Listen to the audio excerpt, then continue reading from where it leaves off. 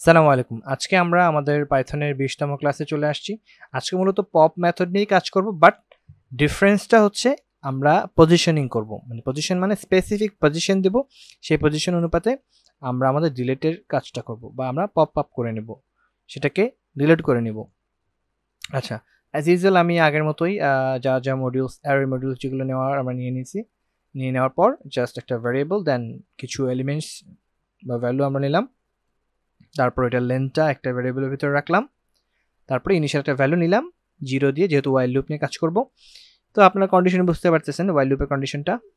তো জাস্ট আমরা প্রিন্ট করে দেখতে চাচ্ছি কি কি ভ্যালু আসলে আছে। তো 1 থেকে 5 পর্যন্ত আমি প্রিন্ট করে নিলাম। তো এটাকে আবার নতুন করে রান করি, তাহলে জিনিসটা ভালো হবে। আচ্ছা, 105 পর্যন্ত। এবার যেটা হচ্ছে যে আমরা পপ আপ মানে পপ যে মেথডটা সেটাকে ব্যবহার করব। তো এখানে একটা মজার বিষয় বোঝার আছে। এখানে কিন্তু আমরা নতুন একটা কাজ করছি। সেটা কি?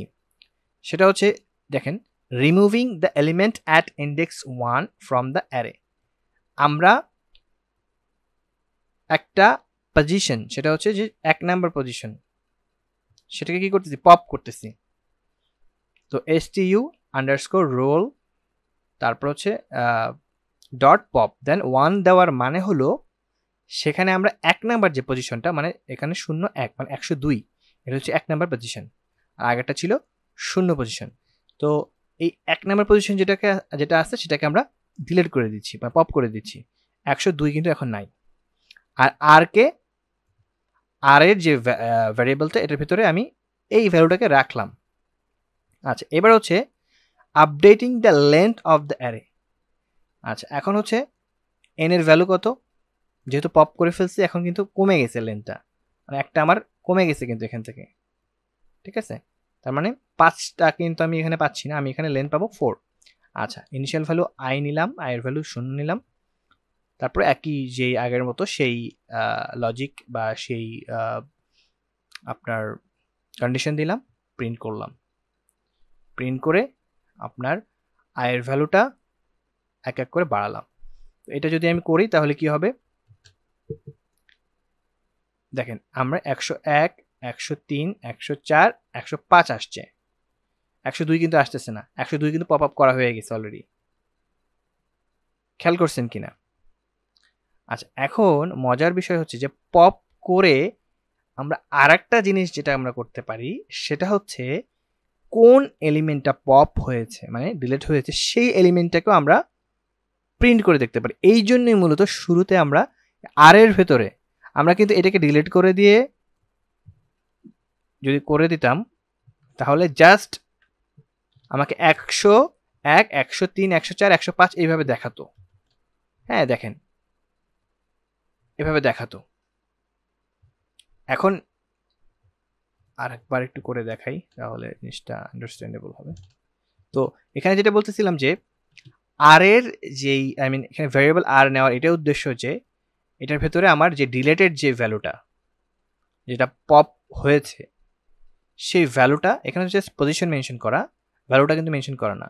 তো এখানে সেই ভ্যালুটা এখানে স্টোর হয়ে থাকবে। জাস্ট যখন আমি আমার কার্যক্রম শেষ, জাস্ট আমি কি করলাম, আমি প্রিন্ট করে দিলাম, প্রিন্ট করে আর এর ভ্যালুটা দিয়ে দিলাম। আর এর ভ্যালু কত? 103 এখানে। আচ্ছা, আর একবার করি।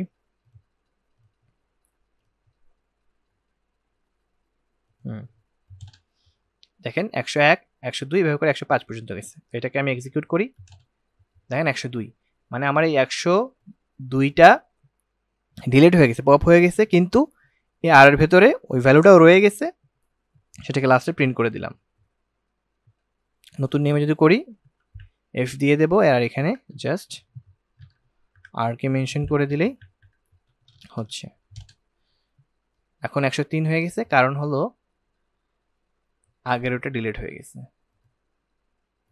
আবার নতুন করে করলে ঠিক মতো আসবে 105 আর এখানে 102। ঠিক আছে, ক্লিয়ার?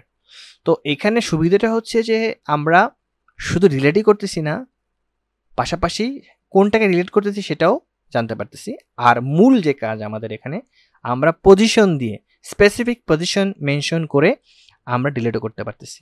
পজিশনটা আমরা পপের এই প্যারেন্থেসিসের ভিতরে দিয়ে দিলে হবে। এখানে আমরা যে পজিশনটা দেব সেই পজিশন অনুপাতে সে ডিলিট করবে, এবং আমরা একটা ভ্যারিয়েবলের ভিতরে যেই এলিমেন্টটাকে আমরা ডিলিট করেছি সেটাকেও আমরা দেখতে পাচ্ছি। এবং আমি জাস্ট একটা স্ট্রিং দিয়ে লিখে দিলাম যে রিমুভড এলিমেন্ট কত 102। তো আপনারা প্র্যাকটিস করেন বাসায়। আমার মনে হয় আপনারা বিষয়টা বুঝতে পারছেন কি এখানে চলতেছে বা কি আমরা করলাম। তো আজকের মতো এই পর্যন্তই। ভালো থাকবেন। আসসালামু আলাইকুম।